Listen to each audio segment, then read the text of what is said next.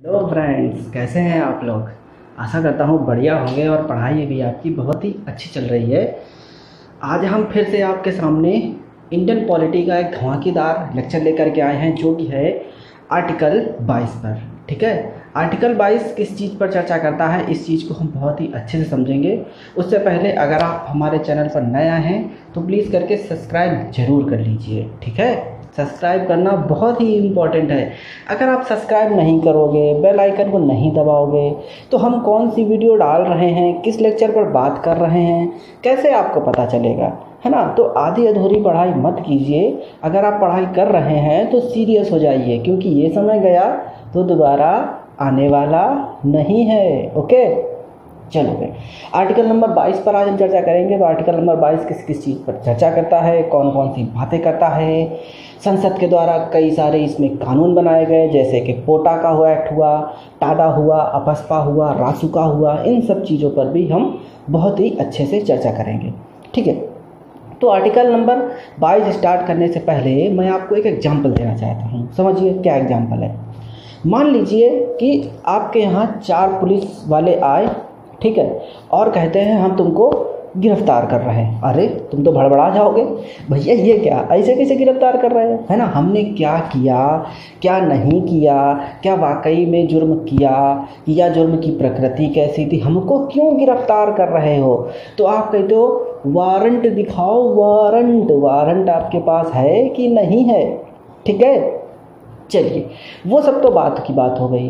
तो article number 22 इसी चीज़ पर चर्चा करता है कि मनमानी गिरफ्तारी के विरुद्ध, ठीक है, मनमानी अगर आपकी गिरफ्तारी होती है तो उसके विरुद्ध आपको क्या संरक्षण प्राप्त है, आपको क्या अधिकार मिलेगा कि अगर आपकी मनमानी गिरफ्तारी हो जाती है। ठीक है, तो आर्टिकल नंबर 22 इसी चीज़ पर बात करता है कि कुछ विशेष दशाओं में गिरफ्तारी से संरक्षण प्रदान करता है। ठीक है, तो आर्टिकल नंबर जो 22 है, आर्टिकल 22 है कुछ विशेष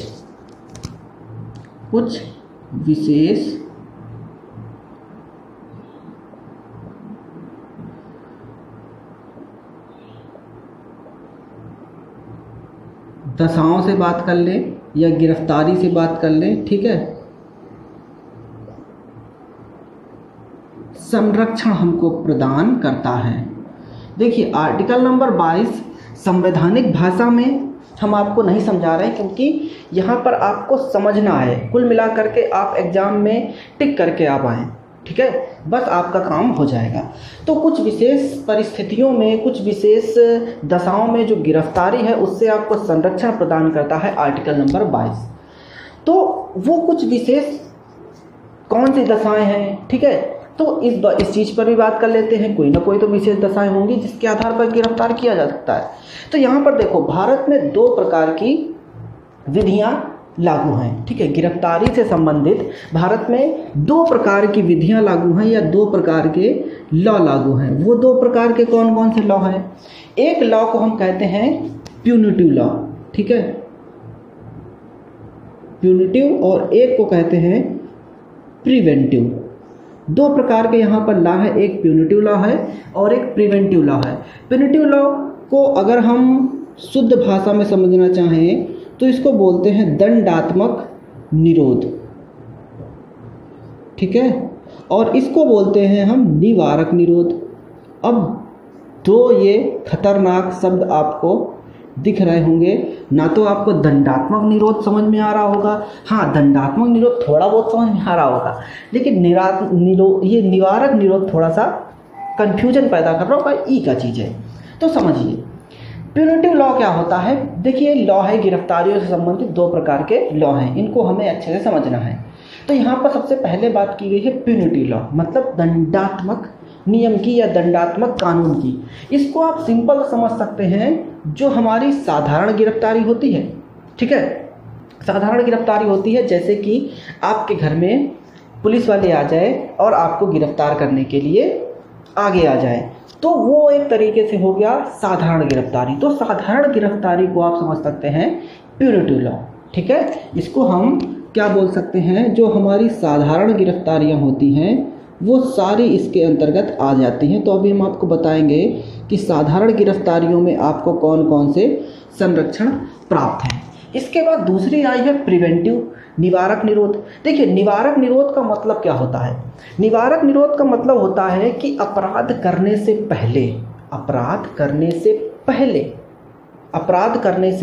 पहले किसी को कौन कौन से संरक्षण प्राप्त होते हैं, ये इस चीज़ पर बात कर रहा है। ठीक है, कौन सा? प्रिवेंटिव। तो अपराध करने से पहले ही पकड़ लेना कहलाता है प्रिवेंटिव लॉ। नहीं समझ में आया? ओके, दूसरी भाषा में समझिए। मान लो कि कोई एक आदमी है ए, ठीक है, लोगों को पता है कि ए बहुत बड़ा गुंडा है। तो पुलिस क्या करेगी? अगर समझ रही है कि यार इस इलाके में कोई ना कोई घटना घटने वाली है, ऐसा करते हैं ये ए को पकड़ लेते हैं, वरना ये गुंडा आदमी तो है ही है। ठीक है, गुंडा प्रवृत्ति का आदमी है, हो सकता है कि वो उसमें संलिप्त हो जाए, इसलिए क्या करते हैं, ए को हम पकड़ करके और ए को हम जेल में डाल देते हैं। तो कम से कम वो जहाँ पर ये होने वाला है, जो कांड होने वाला हो सकता है, वो बच जाए। ओके, समझ पा रहे हैं कि नहीं समझ पा रहे हैं? तो उसी को कहते हैं हम प्रिवेंटिव या निवारक निरोध। दूसरी भाषा में समझिए। सपोज करो कि एक जगह है कहीं पर, ठीक है, कोई मंत्री जी आने वाले हैं। सपोज करते हैं कोई मंत्री जी आने वाले हैं, कोई एक जगह है। तो होता क्या है कि पुलिस वालों का ये मतलब दायित्व दिया जाता है कि उस जगह के जितने भी गुंडे हैं, ठीक है, जो भी नामी गिरामी जिनका रिकॉर्ड पुलिस में चढ़ा हुआ है, सबको मतलब निवारक कर लो, सबको पकड़ लो ताकि वहाँ पर कोई घटना घटित ना हो पाए, मंत्री जी को कोई नुकसान ना हो पाए। तो उसको हम कहते हैं निवारक निरोध। ठीक है, प्रिवेंटिव लॉ। तो समझ गए आप कि प्यूनिटिव लॉ और प्रिवेंटिव लॉ कौन कौन से होते हैं। अब हम अलग अलग बात कर लेते हैं कि प्यूनिटिव लॉ में कौन कौन सी साधारण गिरफ्तारियाँ बताई गई हैं और प्रिवेंटिव लॉ में कौन कौन सी चीज़ें बताई गई हैं। तो सबसे पहले हम बात कर लेते हैं प्यूनिटिव लॉ की। ओके, देखिए, प्यूनिटिव लॉ जो है 2-3 प्रकार की बातें यहाँ पर करता है। कौन कौन सी बातें करता है? सबसे पहले आपको ये अधिकार देता है कि आपके पास अगर पुलिस आई, आपको पकड़ने पुलिस आई, तो आप उससे तुरंत पूछ सकते हैं कारण क्या है, हमको क्यों पकड़ा जा रहा है। मतलब गिरफ्तारी से पहले आप कारण बताना होगा। गिरफ्तारी से पहले कारण, बात समझ में आ गई? तो पहला तो आपको संरक्षण ये मिल गया कि आप पुलिस से पूछ सकते हैं कि गिरफ्तारी हमको गिरफ्तार करने आए हो, पहले कारण बताओ, हमने कहाँ चोरी की, कहाँ लूटपाट की, कहाँ हत्या की, कहाँ कोई गुनाह किया, ठीक है, कहाँ कोई ऐसा कार्य कर दिया जो कि कानून के विरुद्ध है। ठीक है, तो गिरफ्तारी से पहले कारण बताना पड़ेगा पुलिस को। ठीक है, चलो दूसरी बात हो गई। अच्छा, पहली बात हो गई। दूसरी बात क्या है? दूसरी बात, अगर मान लो कि आपको गिरफ्तार कर लिया गया, अब आपके पास पैसा नहीं है, आपके पास धन नहीं है, तो आपको कौन बचाएगा? आपकी जमानत कौन कराएगा? वकील ही तो कराएगा। मतलब इसमें वकील करने का भी आपको अधिकार दिया गया है कि आप अपनी मर्जी से किसी भी वकील को कर सकते हैं। वकील को करने का अधिकार ये भी आपको प्राप्त होता है। मतलब आप वकील अपना हायर कर सकते हैं जो कि आपकी तरफ से मुकदमा आपका लड़ेगा। ठीक है, तो वकील तो 2 प्रकार के हो गए। एक तो गिरफ्तारी से पहले आप कारण पूछ सकते हैं कि आखिर हमको क्यों गिरफ्तार किया जा रहा है। दूसरा है वकील को करने का अधिकार। तीसरी चीज़ यहाँ पर देखो क्या आती है। तीसरी चीज़ ये आती है कि मान लो आपको गिरफ्तार कर लिया गया, ठीक है, मान लो आपको गिरफ्तार कर लिया गया और आप चले गए जेल में। तो यहाँ पर एक बात ये आती है कि गिरफ्तारी में 24 घंटे के अंदर आपको मजिस्ट्रेट के सामने पेश करना पड़ेगा। ठीक है, यानी कि आप 24 घंटे के अंदर मजिस्ट्रेट के पास पहुंच जाएंगे। ये किसका काम होगा? जिसने आपको गिरफ्तार किया है। ठीक है, बात समझ पा रहे? नहीं समझ पा रहे? समझिए भाई, मान लो कि आपको गिरफ्तार कर लिया गया, पुलिस वाले ने आपको गिरफ्तार कर लिया, आप चले गए थाने में। तो थाने में जो भी थानेदार है उसका ये दायित्व होगा कि आपको 24 घंटे से ज़्यादा वहाँ पर नहीं रख सकता है। लेकिन एक चीज़ इसमें अलग की गई है, ट्रैवल रिकॉर्ड को छोड़ करके, मतलब आपने कितनी यात्रा की है उस ट्रैवल रिकॉर्ड को वहाँ पर ऐड नहीं किया जाएगा। ये क्वेश्चन पूछा गया है, ठीक है। यानी कि जो ट्रैवल रिकॉर्ड है, जो यात्रा का पूरा समय है, उसको छोड़ करके जो 24 घंटे बचेंगे उसको। तो गिरफ्तारी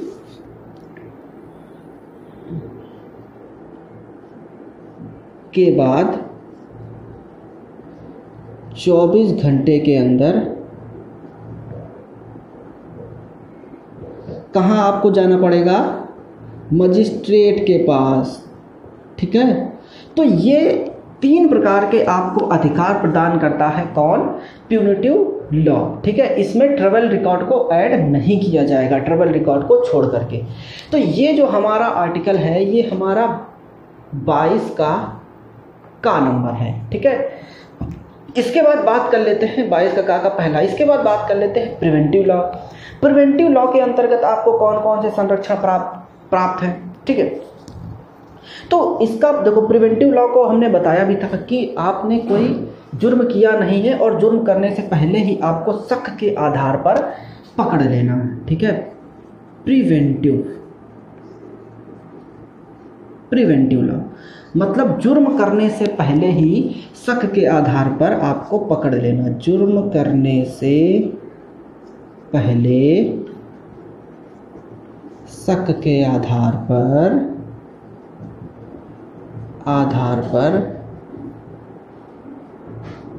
गिरफ्तारी। जुर्म करने से पहले ही शक के आधार पर गिरफ्तारी जो है ये कहलाती है आपकी प्रिवेंटिव लॉ। तो यहाँ से देखो, शक के आधार पर जब ये बात आ जाती है तो यहीं से निकल करके वर्ड आता है निवारक निरोध। क्या निकल के आता है? निवारक निरोध, ठीक है।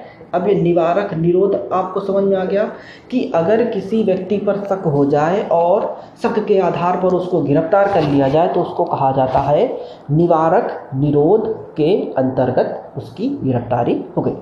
That's it. चलिए, ये बात हो गई। अच्छा, बात ये आती है कि इन सब चीज़ों को करने की शक्ति किसको दी गई है? तो ध्यान रखिएगा, आर्टिकल नंबर 22 का सब क्लॉज 7 कहता है कि ये चीज़, ये पावर जो है, ये सारी पावर किसको दी गई है? ये सारी पावर आपको दी गई है संसद के, ठीक है।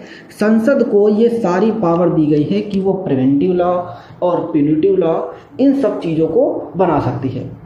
अब यहाँ पर देखो, एक प्रश्न और आता है कि जुर्म करने से पहले शक के आधार पर अगर आपको गिरफ्तार कर लिया गया तो कितने दिनों तक गिरफ्तार किया जाएगा? क्या 3 महीने तक? क्या 6 महीने तक? कि साल भर तक? कि भैया वो छोड़ेंगे ही नहीं हमको, ठीक है। तो इसका देखिए आधार क्या है। इसका आधार क्या है कि जो जितने भी वहाँ पर जज हैं, ठीक है, जितने भी जज हैं वो एक समिति बनाएंगे, एक जुडिशियल समिति बनेगी, मतलब जजों की एक कमेटी बनेगी, समिति बनेगी। उस समिति के आधार पर आपको 3 महीने से ज़्यादा निवारक निरोध नहीं किया जा सकता है। 3 माह से अधिक निवारक निरोध नहीं किया जा सकता है। अब आप थोड़ा सा रिवाइंड कीजिए। रिवाइंड करने पर आपको पता चलेगा आर्टिकल नंबर 21। आर्टिकल नंबर 21 हमने आपको पढ़ाया था, प्राण एवं दैहिक स्वतंत्रता का अधिकार। आर्टिकल नंबर 21 बात करता है प्राण एवं दैहिक स्वतंत्रता के अधिकार की। तो आप समझिए, किसी व्यक्ति को गिरफ्तार कर लेना एक चीज़, हाँ, और ये व्यक्तियों को प्राप्त है, ये चीज़ हमने आपको बताई ही नहीं। ये जो संविधान का अनुच्छेद आर्टिकल 22 है, ये व्यक्तियों को प्राप्त है, मतलब इसमें सिटीजन और नॉन सिटीजन दोनों प्रकार के व्यक्ति इसमें आएंगे, ठीक है। जो भारत के नागरिक हैं और जो भारत के नागरिक नहीं हैं, उनको ये अधिकार प्रदान किया गया है। हाँ, हम आपको बता रहे थे आर्टिकल नंबर 21 और आर्टिकल नंबर 22 की बात। आर्टिकल नंबर 21 में हमने आपको बताया था प्राण एवं दैहिक स्वतंत्रता का अधिकार।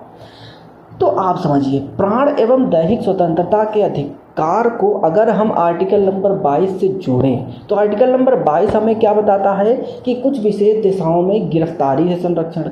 तो अगर आपको पुलिस गिरफ्तार करने आई तो बताइए कि आपकी दैहिक स्वतंत्रता का हनन हुआ कि नहीं हुआ? ऑफकोर्स हुआ भैया, आपकी दैहिक स्वतंत्रता का हनन नहीं हुआ। तो आर्टिकल नंबर 21 आर्टिकल नंबर 22 का पूरक कहलाता है। आर्टिकल नंबर 21 आर्टिकल नंबर 22 का पूरक कहलाता है। ठीक है, ये क्वेश्चन पूछा गया है। तो आर्टिकल 21 आर्टिकल 22 का क्या है? पूरक है। इसको भी ध्यान रखना, पूरक अनुच्छेद है।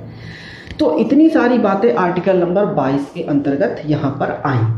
ठीक है, अब देखिए संसद के द्वारा बहुत सारे इसमें कानून बनाए गए, जैसे कि पोटा का कानून हो गया, टाडा का कानून हो गया, रासुका का कानून हो गया। इस समय आपने अपस्पा के बारे में भी सुना होगा, जो कि अरुणाचल प्रदेश और मणिपुर में काफ़ी ज़्यादा चर्चित रहा।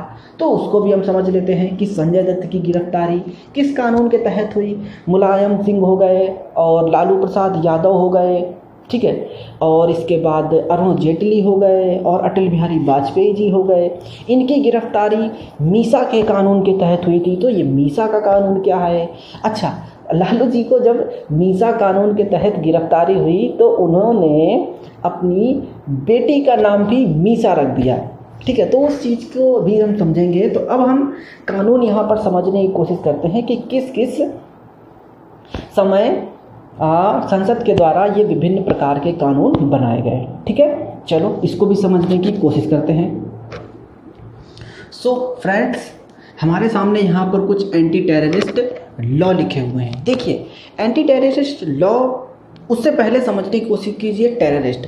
देखिए, अगर हम यूनिवर्सल पर्पस पर देखें, यूनिवर्सल एक स्टेट पर आकर के देखें, तो हमें किसी प्रकार की जो आतंकवाद है उसकी डेफिनेशन देखने को नहीं मिलती है। ठीक है, तो भारतीय संसद के द्वारा अनेक कानून लाए गए जिसमें इसकी डेफिनेशन बताने की कोशिश की गई, जिसके आधार पर कुछ एंटी टेररिस्ट एक्ट बनाए गए, जैसे कि पोटा, मीसा, टाडा, रासुका और यूएपीए। ठीक है, ध्यान रखिएगा, क्वेश्चन पूछा जा सकता है कि पोटा क्या है? एक एंटी टेररिस्ट एक्ट है। ठीक है, इसी तरीके से पोटा, मीसा, टाडा, रासुका और यूएपीए, इसको समझते हैं। देखिए, सबसे पहले पोटा की जो शुरुआत हुई थी, आपको पता होगा कि 2001 में, मई 2001 में भारतीय संसद पर हमला हुआ था। तो भारतीय संसद पर हमला हुआ था, उसको देखते हुए पोटा एक्ट लाया गया, मतलब prevention of terrorist act. Prevention of terrorist act लाया गया, जो कि 2004 तक आते आते इसको ख़त्म भी कर दिया गया था। ठीक है, तो इसको ध्यान रखिएगा कि पोटा कब लाया गया था? 2001 में लाया गया था और 2004 में इसका समापन किया गया। जिसके आधार पर देखो क्या हुआ था, जिसके आधार पर निवारक नज़रबंदी का प्रावधान किया गया था और ये बताया गया था कि निवारक नज़रबंदी के आधार पर 6 महीने तक जेल का प्रावधान था पोटा के अंतर्गत। ठीक है, यानी कि 6 महीने तक आपको जेल में रखा जा सकता है इस पोटा एक्ट के आधार पर। तो 2001 में लाया गया था, 2004 में इसकी समाप्ति हो गई थी। फुल फॉर्म इसका ध्यान रखिएगा, प्रिवेंशन ऑफ टेररिस्ट एक्ट। संसद पर हमला हुआ था, इस गतिविधि को रोकने के लिए इस एक्ट को लाया गया था और 2004 में इसको ख़त्म भी कर दिया गया है। नेक्स्ट है हमारे पास मीसा। देखो मीसा क्या है? Maintenance of internal security act. ये 1971 में आया था। जैसा कि आपको पता है 1971 का समय वो समय है जहां पर इंदिरा गांधी की सरकार है। तो इंदिरा गांधी की जब सरकार आती है तो इन्होंने क्या किया, जितने भी नामी गिरामी नेता थे जो कि विपक्षी पार्टी के थे, जैसे कि हम लालू जी की बात कर लें, लालू जी के बाद अगर हम अटल बिहारी वाजपेयी की बात कर लें, अरुण जेटली की बात कर लें, तो इन्होंने क्या किया था, इंदिरा गांधी जी ने इस एक्ट के आधार पर क्या किया था, इन सब लोगों को गिरफ्तार कर लिया था। बिना किसी जांच के, बिना किसी वारंट के, बिना किसी जानकारी के गिरफ्तार कर लिया जाता था मीसा एक्ट के तहत। लेकिन जैसे ही इंदिरा गांधी जी की सरकार जाती है और फिर से जब जनता पार्टी की सरकार आती है, ठीक है, जनता पार्टी की सरकार आती है, तो उसने क्या किया, इस एक्ट को समाप्त कर दिया था, आगे जा करके इसको समाप्त भी कर दिया था। तो maintenance of internal security act मतलब वो एक्ट था जिसके आधार पर जो आंतरिक सुरक्षा है, अगर उसको खतरा होता था तो उस समय पर ये एक मीसा नाम का एंटी टेररिस्ट एक्ट लगाया जाता था। ठीक है, ध्यान रखिएगा। नेक्स्ट है टाडा। इसको आपको बहुत ही अच्छे से समझना है। 1985 में लाया गया था और 1995 तक ये चला था, इसके बाद इसको समाप्त कर दिया गया था। इसका फुल फॉर्म क्या है? टेररिस्ट एंड डिसरप्टिव एक्ट या आतंकवाद और विध्वंसक गतिविधि निरोधक अधिनियम। इसके तहत संजय दत्त जी को भी गिरफ्तार किया गया था टाडा के तहत। ठीक है, तो ध्यान रखिएगा कि कब से लाया गया था। 1985 में लाया गया था और 95 तक ये चला था। इसके बाद बात आती है रासुका। देखिए 1980 में लाया गया और इसका फुल फॉर्म है राष्ट्रीय सुरक्षा कानून। देखिए रासुका क्या होती है? मान लो कि देश के अंदर एकता, अखंडता या संप्रभुता को नुकसान होता है। ठीक है, संप्रभुता को, अखंडता को या एकता का हनन होता है, तो उसके तहत गिरफ्तारी का प्रावधान किया गया रासुका के। ठीक है, रासुका में। इसके बाद जो मोस्ट इंपॉर्टेंट है UAPA, 1967 में लाया गया था, अनलॉफुल एक्टिविटी प्रिवेंशन एक्ट। देखिए इसके बाद UAPA जब आया था तो UAPA में जो डेफिनीशन थी वो बताई गई थी कि टेररिस्ट की डेफिनीशन क्या होती है, और इसको आगे जा कर के 2008 में और एक्सप्लोर किया गया था। फिर 2012 में इसको एक्सप्लोर किया गया, मतलब 2008 और 2012 में इसमें संशोधन भी हुए थे। तो इतनी चीज़ ध्यान रखिएगा कि कौन सा क्या चीज़ है। ठीक है, ये सारे एंटी टेररिस्ट एक्ट हैं, कब आए और कब कब ये लागू किए गए। तो आर्टिकल 22 के साथ साथ हमने कुछ एंटी टेररिस्ट एक्ट को भी समझा। देखिए जब हमको कभी भी मान लो कि जब ये सीरीज ख़त्म हो जाएगी तब हम आपको इसको एकदम डिटेल में पढ़ा देंगे कि कैसे कौन सा टाडा कब बना, कैसे बनाया गया, कौन सी समिति इसमें आई, ठीक है, किसके द्वारा ये पूरा कार्यान्वित किया गया, इसको भी समझेंगे। फिर UAPA ने अभी हमने आपको बताया कि इसमें डेफिनीशन को एक्सप्लोर किया गया, तो डेफिनीशन पहले क्या रखी गई थी, फिर इसमें कौन कौन सी चीज़ें ऐड करी गई, वो सारी चीज़ों पर हम चर्चा कर लेंगे। ठीक है, तो इस प्रकार से हमारा जो आर्टिकल नंबर 22 होता है वो ख़त्म होता है, जिसमें हमने कुछ विशेष दशाओं में गिरफ्तारी से संरक्षण को समझा। ठीक है, और साथ में हमने कुछ एंटी टेररिस्ट एक्ट को समझा। तो आशा करता हूँ कि आपको वीडियो अच्छा ज़रूर लगा होगा। ठीक है, वीडियो अच्छा लगा है तो प्लीज़ करके सब्सक्राइब जरूर कर लीजिए। सब्सक्राइब नहीं करेंगे तो आपका नुकसान हो जाएगा, और साथ में इसको शेयर भी कर दीजिए। अगर आपको अच्छा लगे तो लाइक भी कर दीजिए, और अगर किसी प्रकार की प्रॉब्लम आती है तो कमेंट करके पूछिएगा, पूरी समस्या का समाधान आपका होगा कभी भी। ठीक है, धन्यवाद।